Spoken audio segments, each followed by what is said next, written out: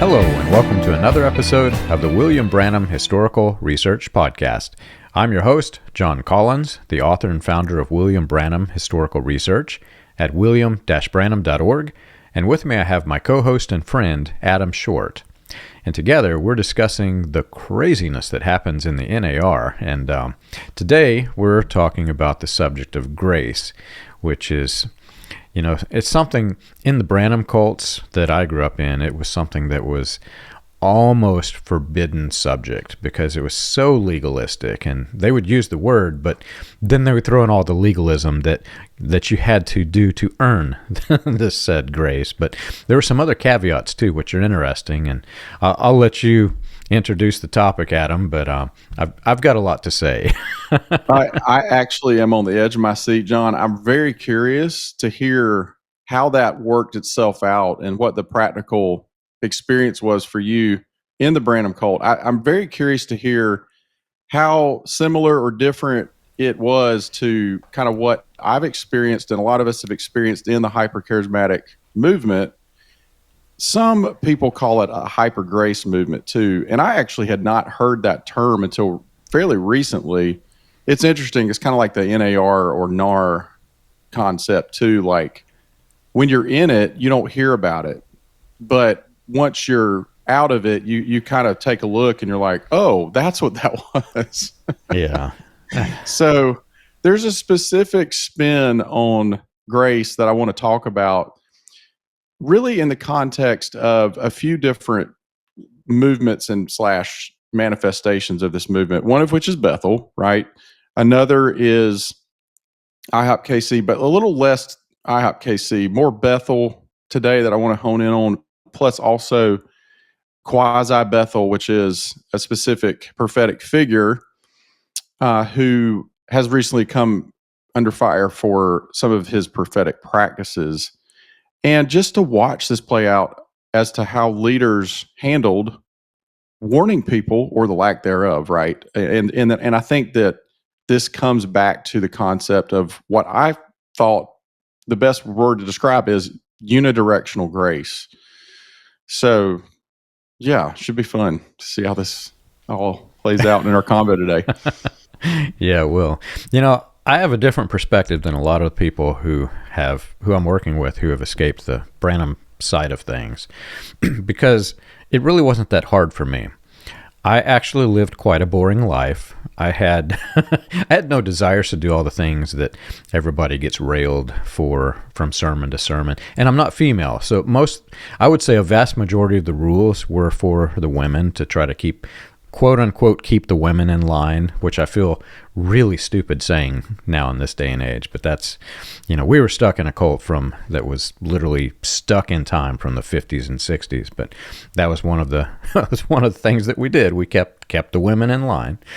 But I was kind of a boring guy. I liked my instruments, which there was a little bit of tug of war because I was told by my father's side that any instrument with strings was the devil's instrument. And so I'd hear this nonsense from my father's side and my grandfather, which was the pastor at the Branham Tabernacle.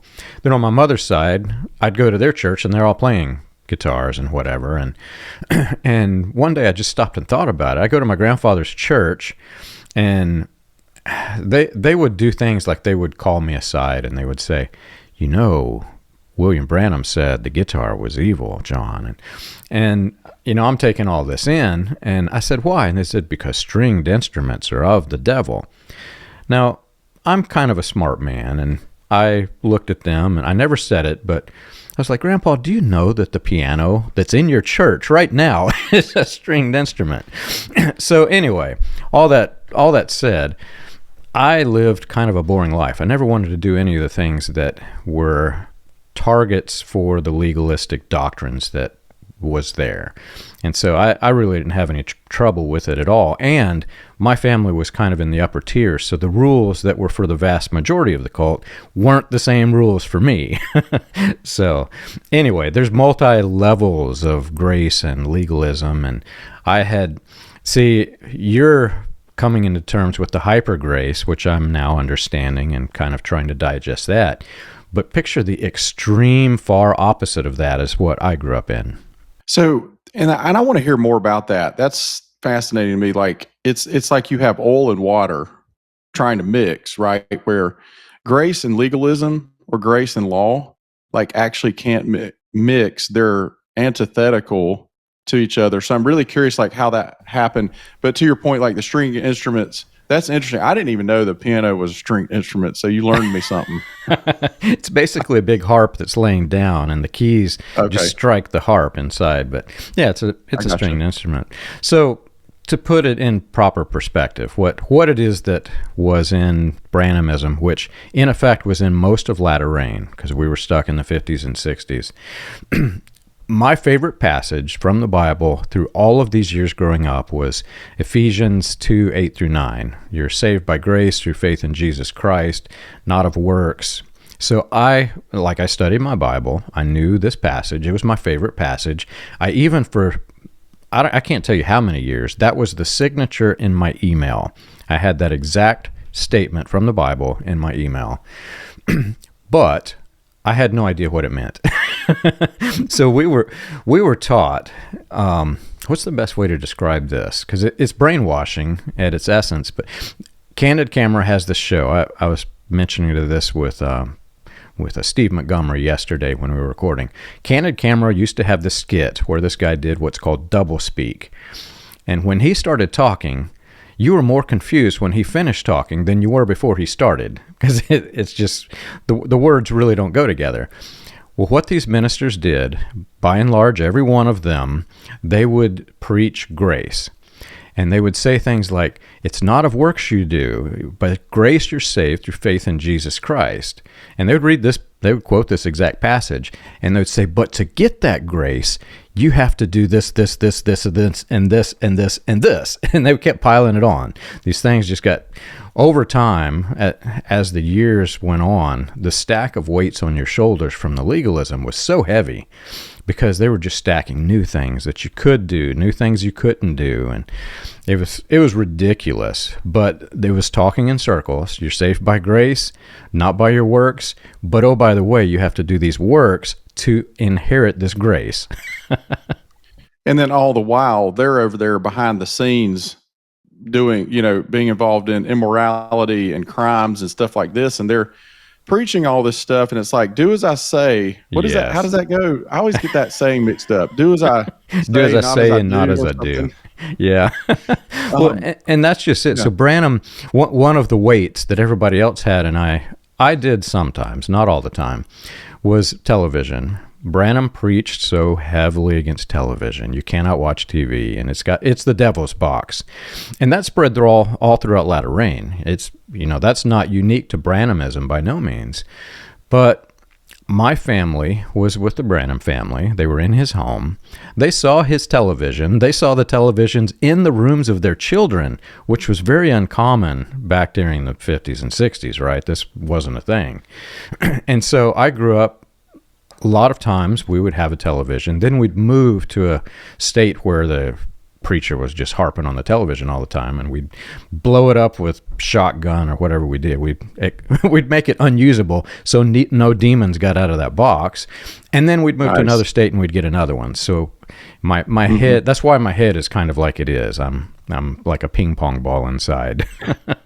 Yeah, that's just another example of the hypocrisy. It's just interesting because that's totally different than like Bethel and IHOP and Morningstar and all that. Like, I don't ever remember there being any teachings about like you can't watch TV or you can't do this, that, or the other.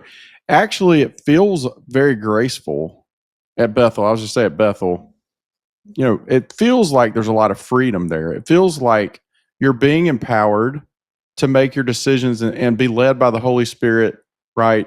Of course, there are standards that were in place that I think are reasonable, like, I think just common decency and things like that. But here's where there is commonality, I think, between your experience in Branhamism and Bethel. I'll just talk about Bethel for a minute. It's really fresh in my mind right now because of several things that have happened here recently. But it's like you're a BSSM student. and largely you are empowered to discover your identity in Christ and discover the power of the Holy Spirit, walk in the Holy Spirit, and all that stuff, meet other people like that and stuff. But what I think, how this stuff makes its way out into practical life is when, especially recently, when these scandals have hit the fan, leaders have been discovered as having been involved in immoral behavior, some criminal behavior, and you have varying degrees and levels of accountability across the organization and network, right? So if you were to put this on a flow chart or kind of like an org chart, you'd have the top people at the top, and then you have it radiate down. You've got the senior leaders, you got the middle managers, and then you got the lower middle managers, and then you've got the students, and then interns, and the whole organization is like this big pyramid. Well, the interesting thing is generally speaking, the further down you go on the pyramid, the more accountability that is exerted upon the people lower on the rungs. However, you cannot always use that same logic up the pyramid. For example, I'll give you a couple of examples of what I'm talking about. There are some pretty well-known leaders who were caught in some criminal behavior. Well, I'll just say there's one that I'm thinking of right now. I'm not going to name names, but it's public information. If you were at Bethel, one particular leader who had been involved in some nefarious activity that was illegal. Okay, sexual stuff. All right, and those of us that have been outside of Bethel for many years, we heard about it, but we didn't really know any specifics. I just found out yesterday some of the specifics, and I'm not going to go into it right now because I don't care to repeat it, but I knew this person, this leader. I worked directly under his wife as an intern at Bethel. Have had huge respect for both of them, still do for the wife, but have lost all my respect for the husband who was caught in this stuff. I'm getting to a point. There was some accountability, as I understand it, as I'm hearing from the inside. There was some accountability that was done for this particular leader to, do their internal quote unquote investigation and, confront him and hold him accountable. But the wider general community of Bethel, to my knowledge, was not informed about it. There were certain people that were informed, but not the whole organization or people, like the little people, if you will. So what I'm realizing is this is unidirectional grace. This is what I mean by that concept. Because there's grace and it's not even actually grace, though. It's this fabricated concept where leaders are given a pass and sort of like, hey, wink, wink, we know you did this wrong, but we're going to confront you. And maybe they really did confront him. Maybe it was a legitimate confrontation. They tried to hold him accountable. But like 1 year later, he's back in ministry and, there really was no consequence. So why does the leader get to be the recipient of grace like that? But then further down the totem pole, if you were as a student, if you were caught in something like that, or you'd be reprimanded or somehow held accountable or maybe asked to leave the school. So you get what I'm saying? Like there's a varying degree of accountability depending on where you're at in the organization. So it can flow up channel, but it can't flow down channel generally. I don't know if that made any sense, but that's kind of what I'm trying to say by this unidirectional grace thing. Right. I know exactly what you're meaning. So I would call it double standards grace. But so here's the thing. A lot of people will hear what I previously said, and they'll say the charismatic movement is nothing like this. John is stuck in the Branhamism world, and he's trying to match this to many of the different movements. You've probably seen it in the comments, like John Wimber stuff. Anytime I mention the similarities, everybody just tries to nail me to the cross over it. But here's the thing. It isn't that you can compare doctrine for doctrine and say that all the doctrines match and therefore it's the same movement. You have to look deeper than the doctrines and look at the framework. And what you have in these movements, the framework is elitism. And in the Branham movements, we had this weird other thing for grace. So the rank and file members, they could be saved by grace if they did all of the works. Jesus could save them by grace, but you have to do those works or Jesus won't save you. That's the weirdness. And then in the upper tiers, like you're saying, the double standards, the double standard grace, they're forgiven of anything. They would, like large doctrines that just really impacted the lives of some people, such as swimming. In the 50s and 60s, Pentecostalism could not have men and women swimming together. They thought the germs would, I don't know what it is they thought. It was ridiculous, but this was a thing. And so they even went so far as to forbid the members from having swimming pools. And that was widespread. You're not allowed to have a swimming pool or swim. And the Branham family had a swimming pool, man. When you're in those upper tiers, and see, if you're friends of the Branham family, you too can swim because the Branhams have a swimming pool. And everybody else, I mean, even people who went to the swimming pool parties would go back and they would preach against the swimming pool because they're supposed to do that for the little people. So you have these tiers of elitism. But then there was this other weird doctrine. So we're in the cult, we're the elite bride of Christ, however you want to say it.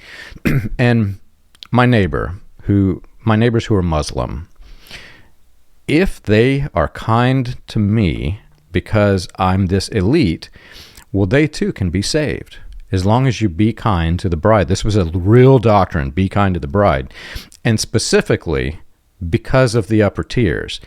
If they were kind to a rank and file member, no, it doesn't matter. But if they're kind to my grandfather, they've got their special place in heaven, man. Because that's that's how weird this is, right?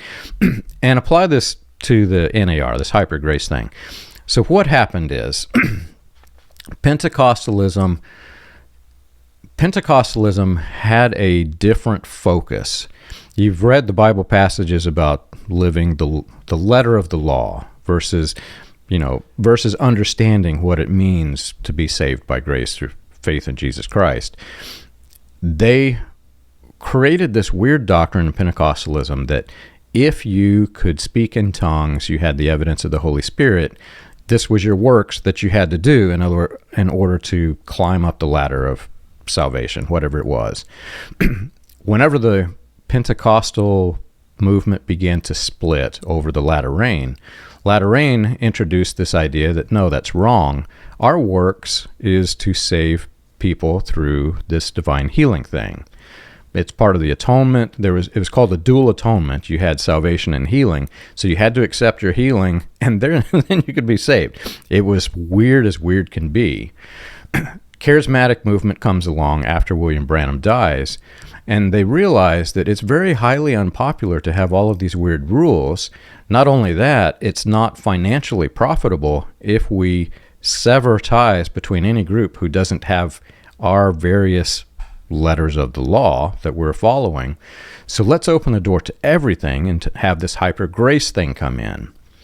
But where I'm heading to a point with all of this, they left the same framework there. The doctrines were different, but the framework was there. The elitism is there. Up in the upper echelons of the cults, you can see that these elite figures, they can be saved no matter what they do, because they're not focused on the letter of the law. They're basically, they don't understand the reason for the grace itself in the first place. Their mind isn't on living a good life and being kind to people and love God above everything else, love your neighbor as yourself. It's more on this elitism. Am I part of the group? Am I following the group's rules that we have established? And like it or not, am I in the upper tiers where I can do anything I want? Yeah. So maybe we should just all become Muslims and be nice to the bride as you drink your tea right there.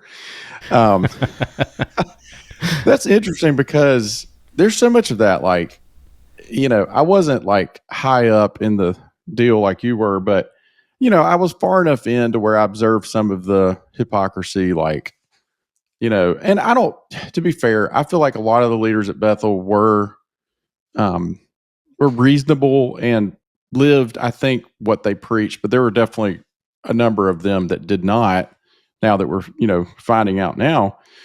But like the whole swimming pool thing that you mentioned, like I had no idea that that was forbidden by the Pentecostals back then. That's so crazy. You'd be You shocked can't at have things a that we were pool. forbidden. Yeah. So here's what it reminds me of, actually, bringing it back to Bethel. It reminds me of the mental gymnastics that you have to jump through to keep yourself in good graces, no pun intended, with God, right? And I'll give you an example, and I've said this somewhere else recently, I think with maybe it was on our podcast, I can't remember, but there's a quote that Bill Johnson is very famous for saying, and I might be getting it not quite verbatim, but it's pretty much this: I cannot afford to have a thought in my mind that he doesn't have. Okay. And if you think about that, if you think about the outworkings of that in your practical life, think about that. I can't afford to have. So this gets back to the thought stopping, and it also gets back to perfectionism, right? So ironically, on the one hand, Bethel is preaching this very grace-oriented message. And in fact, matter of fact, Bill also says something often. This is another quote from him. In an environment of grace, all seeds grow. And that is sort of the framework of allowing the good and the bad to happen, right? When we talk about mixture, particularly when it comes to manifestations of the gifts of the Holy Ghost, and now parsing through what was fake, what was real. Well, I'll tell you why you've got a lot of mixture is because of the framework where it's like all seeds grow. So we actually, or I say they, Bethel, as an organization, actually believes that that's okay to let the bad stuff happen, even if it's leaders doing it. So you've got a grace message, supposedly, but then alongside of that, kind of like what you're saying, you've got this it's like a legalistic, super legalistic framework where down to I actually cannot have any negative thoughts in my head. Bill did a meme recently on social media where he said complaining is unbelief. Well, I got news for you. There's plenty of complaining in the Bible. And yeah, okay, to be fair, when the people complained to Moses, God kind of got mad and did some stuff. I mean, I will concede that. But there's also a lot of complaining that happened in the Psalms where David, he's pouring out his complaint to God, his lament. And could it be that actually oftentimes your lament is a natural process as a human that you go through to navigate pain, grief, and loss? And it's not unbelief, actually. It's acknowledging what's happened to you, and it is working through it within the context of your faith rather than this perfectionistic, I've got to have every thought perfect in my head. And so you want to talk about the pressure that comes with living like that. Like I still have tapes in my head, and I've been out of it for 14 years. And there still are tapes going through my head that I have to like catch myself sometimes. I'm like, okay, there's another perfectionistic tape trying to play right now. So it's hard to unwind that stuff. Like when you've been baked, or I don't know, baked is the right word, but you've been rolled in it, inside and out. And you're trying to like just continue to let that stuff kind of fade away. Yeah. What's funny is there's some history behind this. And if you understand the history, it'll scare you all the more when you think of the NAR in Bethel. Because, so if you've read my book, what is it? It's Weaponized Religion from Latter Rain to Colonia Dignidad. I talk about this to a much larger extent than I will here, but in the 50s and 60s, there was the communist scare. Everybody was freaking out. And Richard Nixon goes to the family breakfast. And this one was not the one that was by the Fellowship Organization. They were in collaboration with the Full Gospel Businessmen. They were both holding separate national prayer breakfasts. So there are photographs of Branham and Nixon and, the heads of FGBMI, the heads of Voice of Healing magazine, etc. They're all in this place. And Nixon gives this address to the men in these groups and women, saying that we want you religious leaders to fight communism from the brain. We want you, in other words, we want we want you to change your sermons to brainwash is probably a better word to describe all of this, but he's literally saying we want you to manipulate their heads where they are against communism. That's essentially what's being said. Now, I don't have so much a problem with being against communism. I understand that. But the means to get there was quite dastardly. And so Branham introduced this theme into the latter rain movements called the greatest battle ever fought. And it's in the mind. And so you've got this war going on in your mind, back and forth between good and evil in your mind.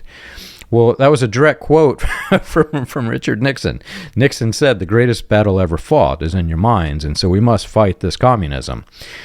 So Wow. this developed into Branham taught, and I can't remember what year he started. It might have been before Nixon, but at any rate, he heavily taught that sin was unbelief. You don't believe, so therefore you sin. So therefore all the sin is in your head. You're thinking it, and therefore your thoughts become an action, and therefore he's taking the greatest battle ever fought to your brain, just like Nixon instructed him to do. What's interesting about all of this is if you take away, look past all of the doctrinal differences, because the charismatic movement is really just a rebirth of the latter rain. Charles and I are going to be getting into that in our revival history series. But what they did was they started thinking that you could take the legalism that the Pentecostal movement had physically and now apply it mentally. So we're going to use, essentially they're using mind control techniques. We're going to use these mind control techniques to make you think that this war is happening in your head. And we're going to have hyper grace. You can do not anything, but you can do practically anything you want, but that battle is still here in your head. I'm going to give you mental legalism, so you can't think about these things. Your mind can't focus on unhappy thoughts. Your mind can't focus on questions. All of the things that, are basically the marks of a cult. They put them in your head and they imprint it in there. And in doing so, they wreak havoc with your life. I mean, what it does to you, it messes with your psyche, and it actually makes people physically ill.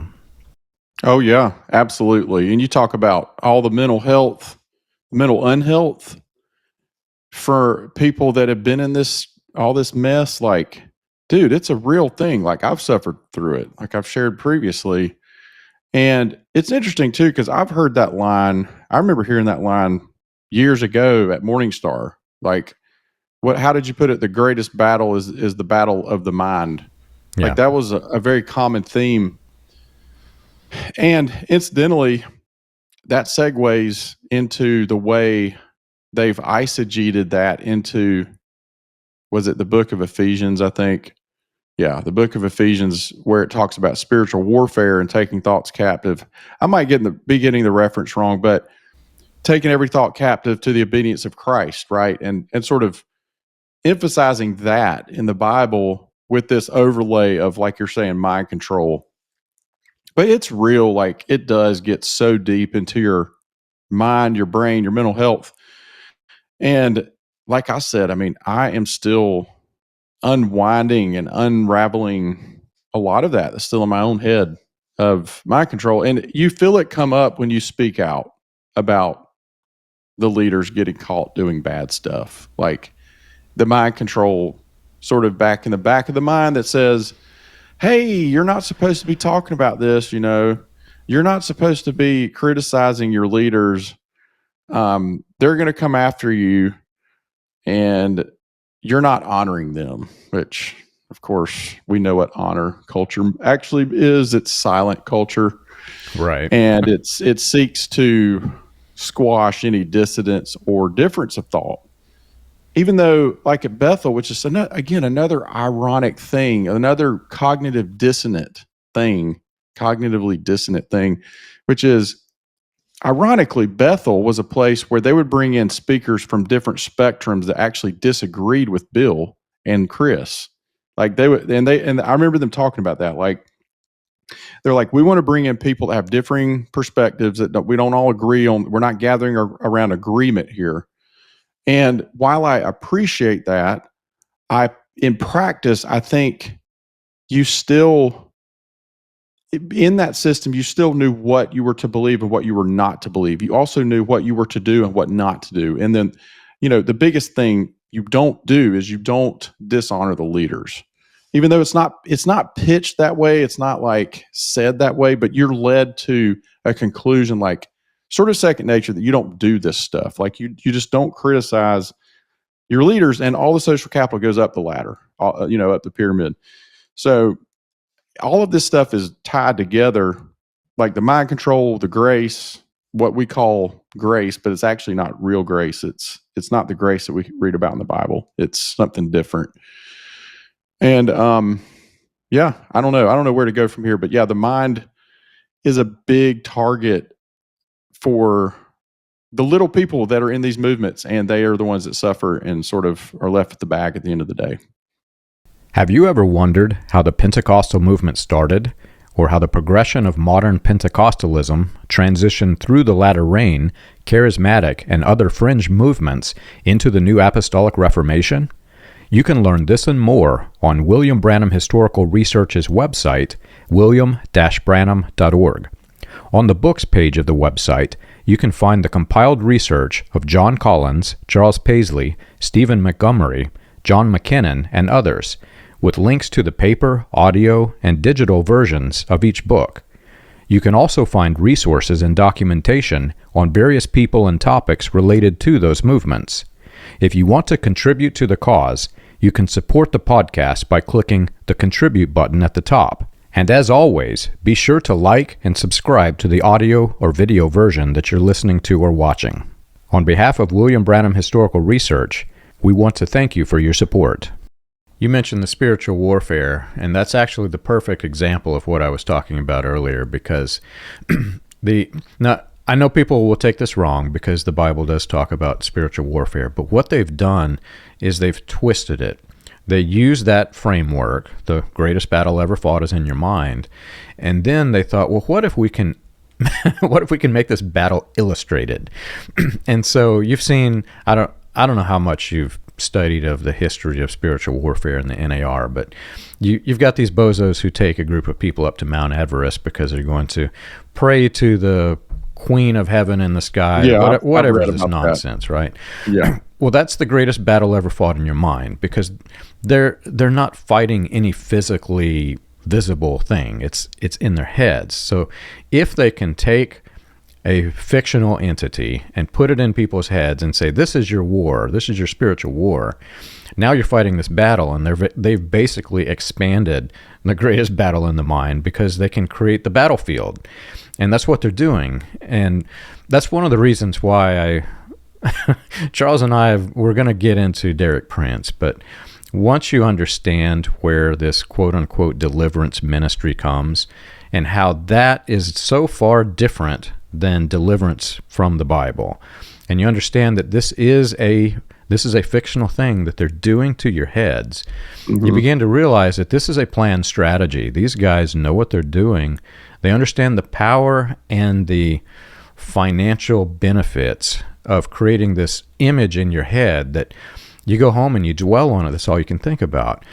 I'm going to try to say this in a way that doesn't hurt the feelings of a friend, but I have a friend who's caught in this mindset of the spiritual warfare. And my friend is handicapped, and I was with them, and they were trying to find a parking space. And granted, being handicapped, I understand it's difficult. You've got to find a place where you can get close to the door, etc. But I watched this person turn this into a battle between good versus evil. The demons are trying to make me not get a parking spot, and God, literally, this person was praying, Lord, please get me that parking spot.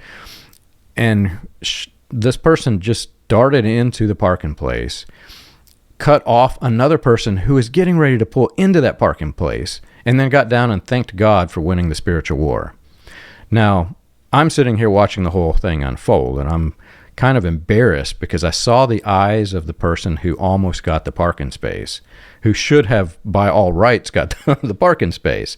And this was a little old lady that was really sad, and it bothered me. It really bothered me. But in this person's head is planted this notion that there's this war at all times raging, and every single aspect of our lives is either controlled by an angel or a demon. Yeah.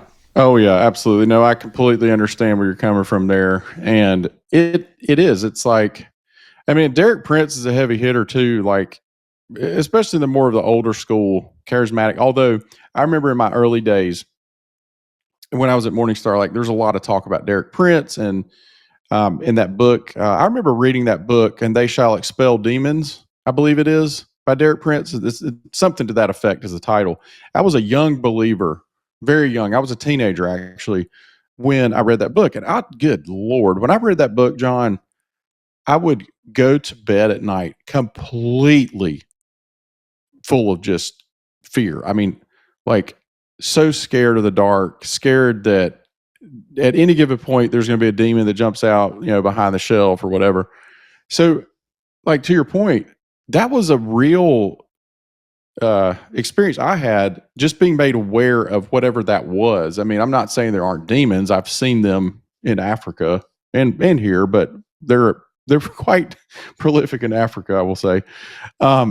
Just stuff that you can't explain in the natural that I don't really want to get into right now. But to your point, I think you're absolutely right on, like, there's this sort of world that's illustrated. I think you said illustrated and painted for you, that everything is either an angel or demon. And it's really binary. It's a binary way of looking at the world, that either it's on or off. It's either good or bad. And that feels really good when you feel like you won a battle, like you went up to Mount Everest and you yelled at the stars or whatever you did, and you feel like you brought down the queen of whoever. Like that makes you feel powerful as a person. It makes you feel like, hey, I'm caught up in this, intergalactical Star Wars, battle or whatever. And that feels really good as a person. But the problem is, its outworkings is like what you said with the parking lot. Like I'm going into the parking lot, and this is a demon that kept me from getting my thing. So yeah, it's kind of to the point of insanity where every little detail is down to a demon. And that is, I think that is insanity. Like you're living in insanity at that point. Yeah. And you've lost as a person. And I don't fault somebody living that way. I lived that way for a long time. But here's what you lose when you live like that. You lose your sense of agency as a human, right? And it gets back to the perfectionism. And I think they know this. I think they know that if they can get people's mind controlled like that, and they can get them to believe that everything is either an angel or a demon, like all of a sudden you have basically unleashed an army of robots, and it's either good or bad, and it's an angel or a demon. But what about the human? What about the human decision? What about the humanity of living? What about the imperfections of being a person in this world that's not perfect and not meant to be? So I think one of the most exciting things is watching people come out of these movements and rediscover their agency, their voice, and their humanity, and like being sort of extricated and distanced from this framework of, binaryism, if you will, if that's even a word. I would agree with that. One of the exercises that I did whenever I left the cult, and I read the Bible over and over. I've mentioned this a few times, probably 10, 15 times, I lost count, trying to understand everything, but specifically the way in which we were taught grace was so wrong. I knew there must be something more than this. And I kept coming back to that passage, love God above all things, love your neighbor as yourself. And Jesus said the entire law and the prophets, which meant literally the entire Old Testament is summed up in this thing, right? So this was a very important subject matter for Jesus. It should be for us too. And I began to apply all of the legalistic things that we had growing up, and many of, like the television. How does that fall in those two categories? Does God really care if I'm watching Scooby-Doo, which is, we've had this conversation, that's like my favorite thing on TV, Scooby-Doo. Does God really care? And if I'm watching it, does it really hurt one of my neighbors? I don't think so. And so I took that and I took that out, and I no longer held that law no longer had me burdened. And I just went one by one by one.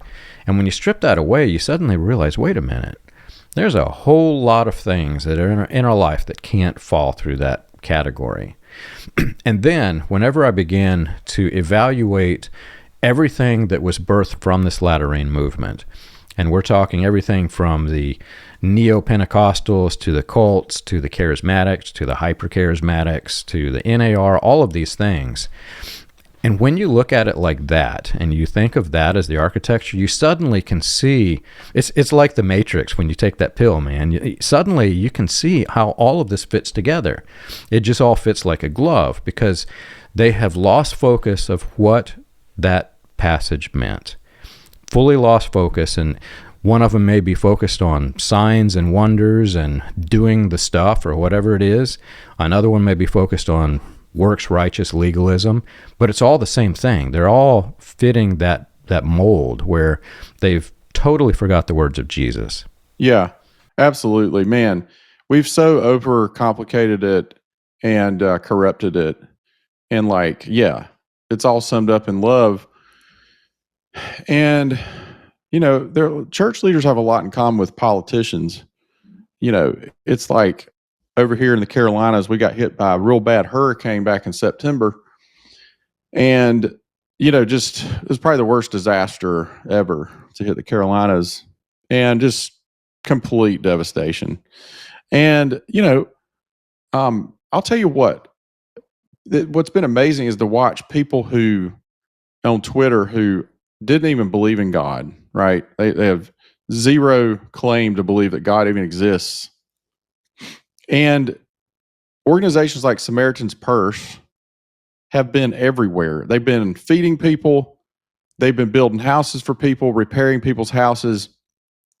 And they're actually doing it in Jesus' name. Like they make no apologies about it. They do disaster relief. That's their sort of their mission. And so they've been everywhere. And incidentally, they are based in Western North Carolina, right where the disaster's epicenter was. So people who don't even believe in God see that happening, and they're like so they're not dumbfounded, but they're so amazed by it. They're so impacted to see like, oh, wow, the Christians are actually going in and loving people. They're building houses for people. They're feeding people. They're, delivering generators or portable heaters or supplies or tarps. And that right there is love. Now, does it mean that somebody who goes out on the street and prays for somebody to be healed is not loving that person? I don't think so. I think that's an expression of love too. But it's like what Jesus said to, I think, the Pharisees: you strain out a gnat and swallow a camel. You miss the entire point when you mix the money in there, the power, the fame, and everything else.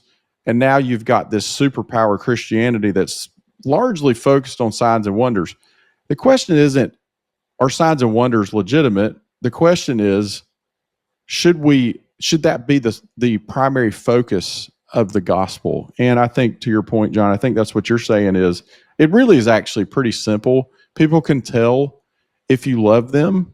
They can tell if you care about them. They can tell if you're doing this for another notch on your belt versus you actually care about them. And the crazy thing is God will heal people through broken vessels like all of us, even when we're doing it for the wrong reasons. That's the wild thing. But then there are also a lot of people who were harmed through what they thought, what they were told was a miracle, but it wasn't a miracle. It was something else. It was a sleight of hand or deception or something. So again, back to the mixture. There's just so much mixture in there. But yeah, I think we need to get back to the simplicity of loving people and do away with all of this other fluff and excess. I fully agree. And I can say from experience, it will change you when you do that, because every person, Jesus said you should love your enemies. That's one of the Bible passages. One of the other common traits among all of these movements, whether hyper-charismatic or not, watch what happens when somebody speaks out against them. Watch the sudden vicious attacks. And you can tell it's just not rooted on that proper foundation. They've lost focus. In the charismatic movements, it's the signs and wonders. They've got so focused on that they forgot what it means and why this exists. You get to the more legalistic Pentecostal circles, and it's, did you baptize in the same way we do or not? Well, I'm going to cut you off. You're no longer my brother. You're no longer in my fellowship. That's a thing. I don't know if you've watched what's his name, Walter Martin, I think it is. It's crazy. He got involved with trying to understand all of the different groups that were all connected. I think he could see a lot of what I'm finding in my research. I don't think he had taken it to the same level, but he gathered, I think it was the UPCI, gathered them into a room, and he was trying to determine, could they fellowship with another Christian if there was a doctrinal division? And they said, absolutely, we can. We're not a cult. We can do this. And then he asked them, okay, how about the way they baptize? You could watch, literally, this is recorded. You could watch their faces. You could watch how it turns. And suddenly, wow, that's interesting. They got very upset with him. And I can't go as far as he did, but he branded the UPCI a cult because of this. He said, what is that acronym you said? UPCI, the United Pentecostal Church International. Okay, I know I'd heard that, but I didn't know what it stood for. Okay. Yeah. Is that like the old school, like mainline Pentecostal? Well, that's a loaded question. That's a loaded question. That's another topic for another day. So the Pentecostal movement has grown and split and grown and split and grown and split over doctrinal divisions, which ironically, the reason why I'm entertaining the thought a little bit is because it fits exactly with what we're talking about today. The groups rise up, they draw a line in the sand and say, you're either with us or you're against us, and then they split, and so then you have the Assemblies of God, and you have it basically made this conglomeration of several different Pentecostal groups. And then in I want to say it was the late 30s, they all tried to merge them together, didn't quite make it. And ironically, in the mid 40s, right about the time William Branham launches into fame, it's when they all merge together. And it was the Kiel Auditorium in St. Louis, I think, was their main facility that their auditorium where they were using. Well, this is exactly where William Branham becomes famous with Little David, the levitating boy. And they're going into the Kiel Auditorium and showing how they can levitate for Jesus.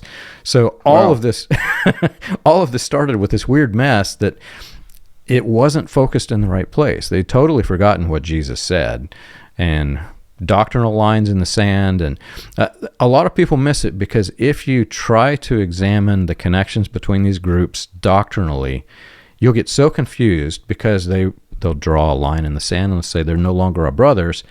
They'll create another group, and they don't see that connection. But if you understand how all of this works and you look just a little bit below the doctrines, you can see that all of this is all tied together. It was a false movement from the beginning, and then they continued into a bigger false mess. It's interesting, and it just reminds me of, like, for those of us that didn't come from, like, the old line, whatever you want to call it, main line, like old school Pentecostal, like we have stuff in common with them. When I say we, I'm talking about those of us that were like places like Bethel, Morning Star, IPKC, things like that. which is as I learned more about the old line, it's the best word I can come up with, the old school Pentecostal predecessors, if you will, to us. It sounds different in some ways, but similar in others.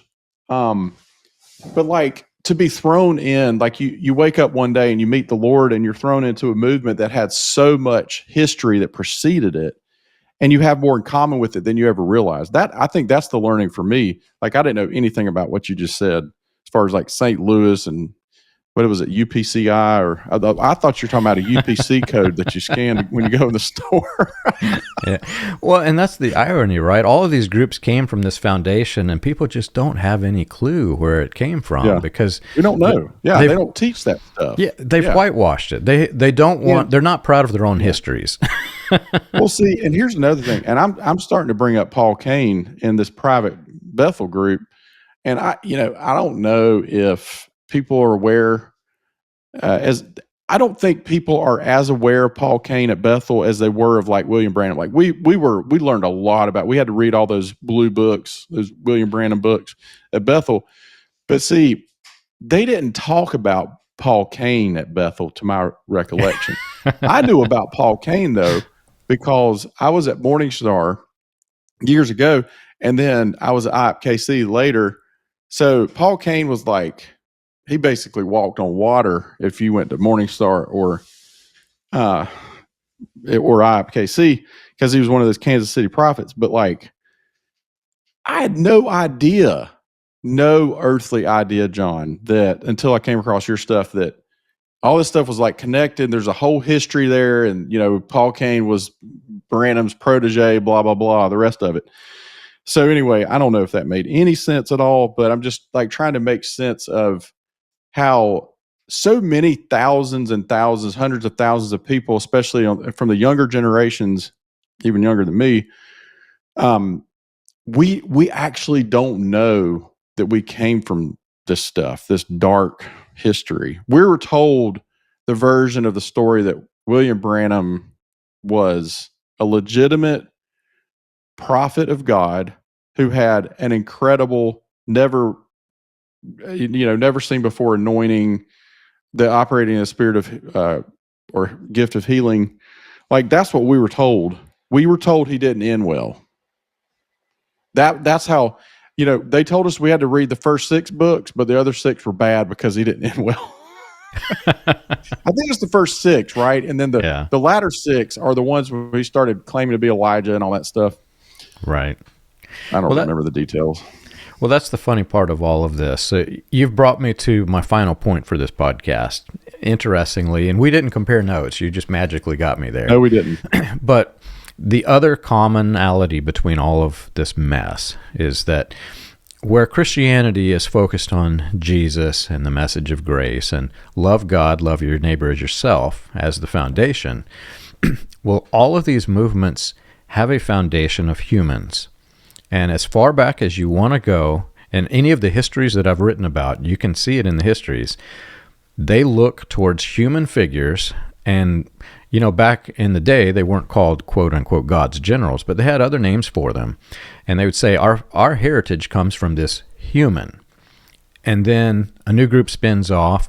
Well, they find out, okay, that human wasn't so good, but our movement kind of came from him. So we're going to say we liked him for a certain period of time, but then after that, we no longer like him. It makes sense. And then that splits again, because if you base your movement off of humans make mistakes, and sometimes big mistakes, and you have some very good con artists that were among the groups. And some of those con artists have their heritage in this. So a movement will understand that, oh, wait a minute, our entire movement was based off of a con artist. Let's forget that guy. And let's rise up a new prime figure, and this is our new founder. We'll erase that history. Well, then the new founder turns out to be a mess. So the next spin-off of that, they cut off the new founder. Repeat. Yeah, and it just happens again and again and again through time. As far back as you want to go, you can see this happening. And so people like you have no clue that some of these movements came from this big mess. And I'm just starting to introduce the idea in this group, like, hey, y'all, we had a pretty dark history. If you care to go down the rabbit hole, even a few inches, like I probably been down the rabbit hole 2 or 3 feet or 6. I haven't gone down nearly as deep as you have, but I've gone deep enough to basically figure out what's going on. Okay. And so I guess in my mind, I'm like, well, is there any hope? Like, if this is just going to continue, if this is all, they've been doing this since, God knows when, is it just going to continue? I mean, what's the use of even calling anybody out then if it's just going to continue? I think that's the question I have in my head. I sort of get really cynical about it and like, oh, well, it's not going to make any difference. People are just bad. And there's no expectation, or you should have no expectation of anybody changing. But then I have to remember, wait a minute, there is a real God. Like I believe there's a real God. Like he exists, and he's talked about in the Bible. There's a man named Jesus that came down, and I understand some people don't believe that, and that's totally fine with me. I don't criticize you for not believing that. I'm just saying, like, for me in my process, I have to come back to that and say, okay, yes, it may be true that this has been going on for frickin' ever. You get a leader that comes up, find out he's a bad guy, bring another one up, hero worship over and over and over. But I have to come back to this, is that my hope is not in people, and our hope is not in people ultimately. Our hope is in a God that we can't see. And anyway, I guess that was the punchline. I don't know if it's a punchline, but yeah, that's where I have to go in my head. Otherwise, I'll end up being depressed and more cynical. Well, that's just it, man. You can't, if you really understand what Jesus said in that statement, and you really understand why he said it, and what the implications of that all throughout the New Testament, because they do have implications if you understand it, you realize that this whole mess, the way it was created, it has a foundation that's not Christianity. It's just totally something else. It is not Christianity. Mm-hmm. And when you understand that, and you are suddenly faced with the fact that to apply that passage to your own life, you have to love people. It's actually harder than all of the rules that they could possibly ever give you, because you have some conflicts with some people, right? And more than that, so people have asked me why I don't come preach. In fact, I just got an email, I want to say it was 2 days ago, why I don't come preach at their church. And I'm like, no, man. Do you not understand that most of the people, a vast majority of the people listening, are into this hero worship kind of thing? And if I do that, they're going to paint me in that same picture. I don't want to be that. Exactly. I want to be where, like you said, if a person who has chosen to the pathway of atheism, I want to treat them in the same way, with the same respect as I treat the other person, because that's what I would see Jesus doing. If you read the Bible, Jesus doesn't scorn them and say, "Be gone from me, you atheist. I will never have my part with you." He shows them the love that makes them want to come back, right? Totally. So I can't live like that. I've finally decided that all of this mess wasn't a Christian movement. It wasn't Christianity at all. And I just can't live like that. I'm going to be nice to people, because inwardly, that's what I want to be. I want to be nice to people. I love it. Yeah. You're such a kind person. That's one of the things my wife she said several times, like she's watched your videos, and even when she came on the last time, like, man, John is such a kind person. And so it shows. And like, I'm with you with whether, the person's atheist or agnostic or Buddhist or whatever it is. Like, I'll be honest with you, I feel way more comfortable oftentimes talking to non-Christians than I do Christians. And I think one of the reasons I've actually forgotten most or all of my Christianese.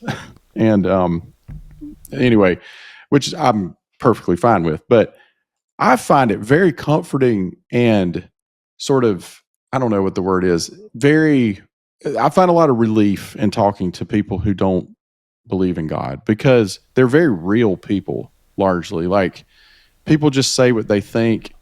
They're very open. They don't gaslight you. Yeah. You know what I mean? And so that's very relatable as a human. So, Yeah. I find it very life-giving. I also find it life-giving to hear other people's perspectives, like you've said. Yeah, and that we could do a whole full podcast on just that, I think, because there was a point in time after I had left that it began to bother me. I went through exactly what you're describing. I'd rather go talk to somebody who's not talking Christianese, because it's totally different language in many cases. And it bothered me for a long time, and my wife actually got a little upset with me because I said, I want to talk to normal people. And this was offensive because she was deeply, deeply embedded in various church things at the time. And Right. and I realized over time what I said was wrong, and it was just as offensive in the other direction. And I get it now. But what I was trying to say and couldn't formulate into words is, I like to be around, if you're a Christian, I like to be around a Christian who understands that concept that Jesus said. You don't have to speak a different language. You can talk to everyone. You can be friends with everyone. You don't have to scorn me if I'm going to talk to somebody who's got problems, you know? Yeah. And once I realized that, then I could apologize for the sins of my thoughts for what I said, but the intent was the same. I like to be around people who like other people. Yeah, for sure. I think it's relatable, right? Like, as humans, we're meant to relate to each other. And when we're being our true, authentic selves, then that can happen. Whether it be, hey, you're fluent in Christianese, or you're fluent in Buddhist-ese, or Islamese, or atheist-ese, whatever the ease is, right? Like, you're being true to yourself as a person. And people can tell, like, they can tell you're being vulnerable, you're being open. Not that you have to share every dark secret with the person. That's not what I'm saying. I'm just saying, like, you're being yourself. You're showing up. You're being your own self. And the facades come down.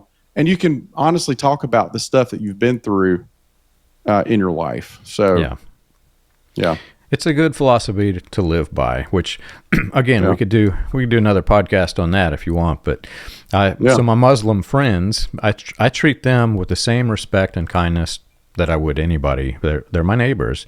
I even go to some of their celebrations, and they have some doggone good food, man. It's unbelievably good. I know. But because I was kind to them, and because I showed them the same respect that they're not getting from other Christians. That's the irony. They said, "Why are you different, John? Why don't you hate us like Christian down the street?" Right. And I said, "That's not me, man." Well, they got interested more about my religion, so we started taking a walk every morning. And I could tell them everything about what I believe. That's cool. That door would never have opened if I had met them with the same level of disrespect that flows through all of this mess. So I think that's so good, man. We need more of that in the world. We're so polarized, and we're so apt to jump on each other and attack each other. So I love that. That's so cool. Yeah.